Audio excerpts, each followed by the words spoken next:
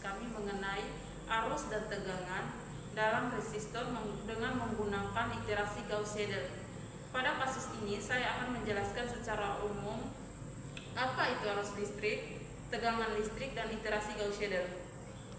Arus listrik adalah banyaknya muatan yang mengalir dalam suatu rangkaian pada suatu waktu.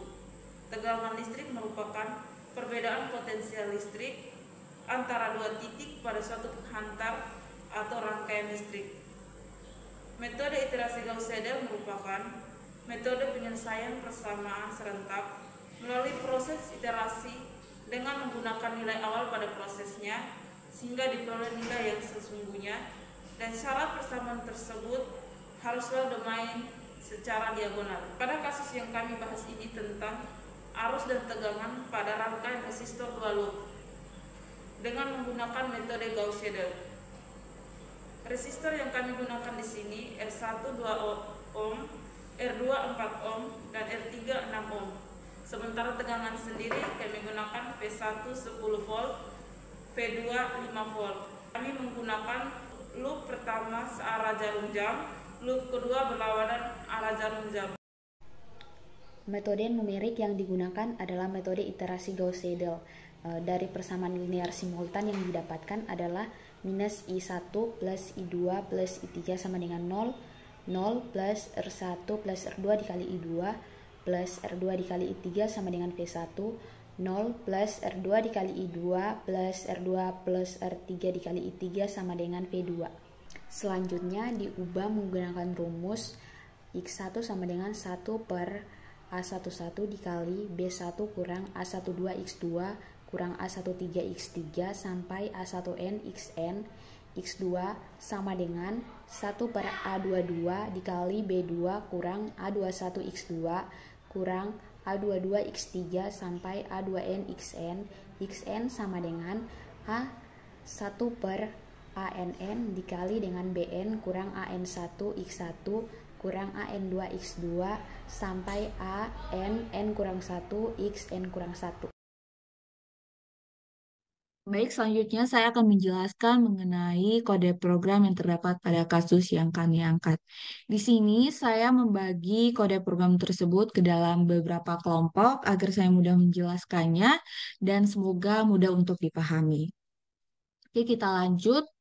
Untuk kelompok yang pertama saya namakan sebagai kelompok definisi fungsi. Nah, di sini berisi perintah-perintah untuk mendeklarasikan fungsi dari iterasi Seidel sendiri, di mana dimasukkan nilai matriks A, vektor B, nilai tebakan awal, nilai iterasi maksimum yang diinginkan, dan juga nilai toleransinya. Nah, di sini ada perintah N sama dengan len A. Di sini fungsinya untuk menghitung atau mengukur panjang dari matriks.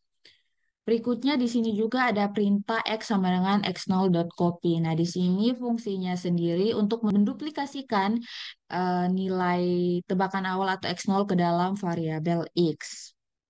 Selanjutnya, kelompok berikut adalah kelompok iterasi. Dalam kelompok ini berisi perintah-perintah memasukkan rumus dari iterasi Gauss-Seidel sendiri.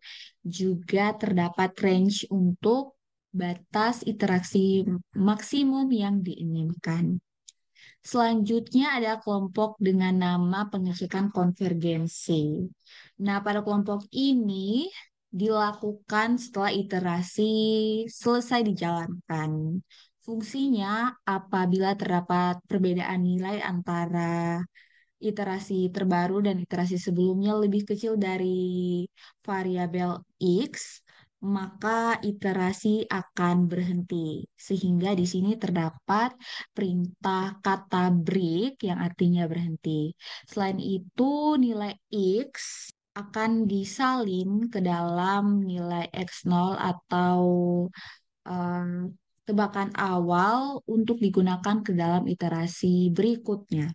Selanjutnya, kita masuk ke dalam kelompok berikut, yaitu return value.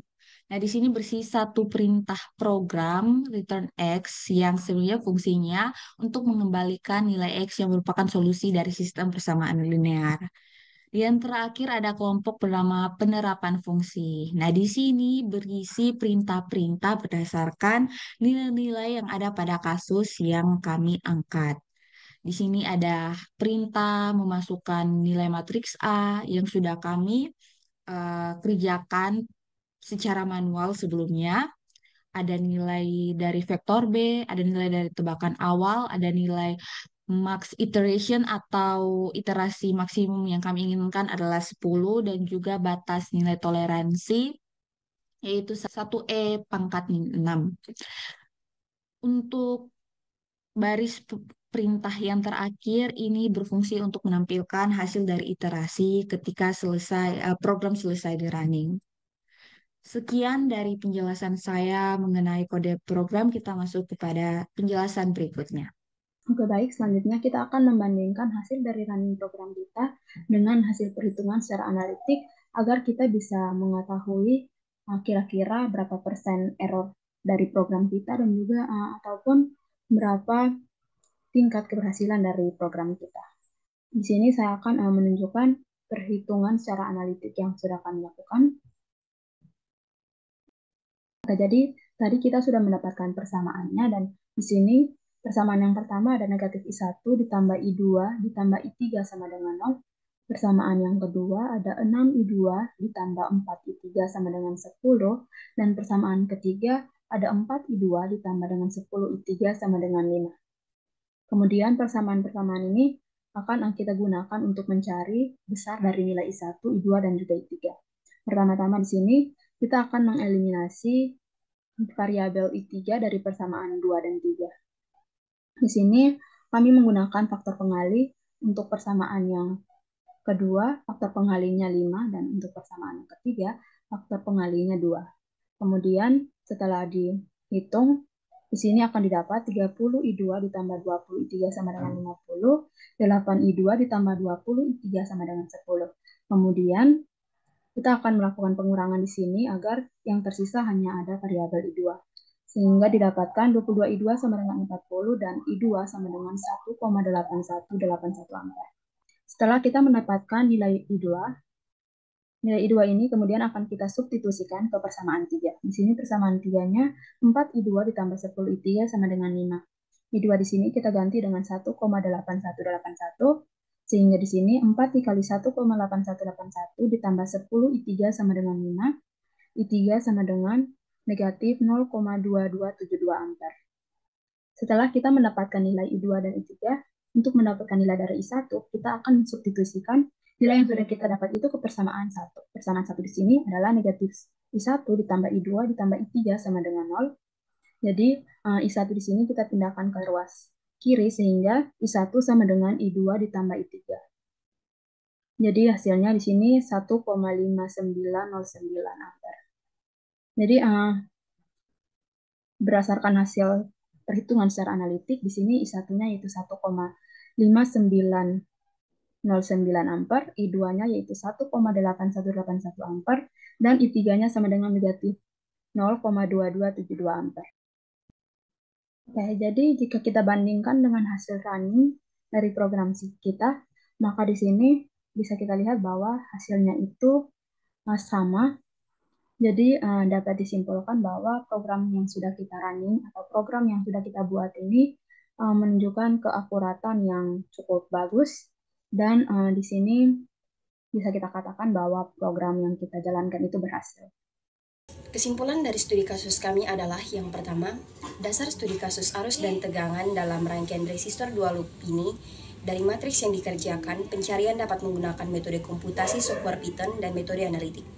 Yang kedua, dari studi kasus matriks 3x3 dalam rangkaian resistor dua loop diperoleh I1 sama dengan 1,5909, I2 sama dengan 1,8181, I3 sama dengan min 0,2272. Nilai yang diperoleh sama antara metode komputasi Gauss-Seidel dan metode analitik, sehingga hal ini menunjukkan keakuratan dari hasil yang diperoleh.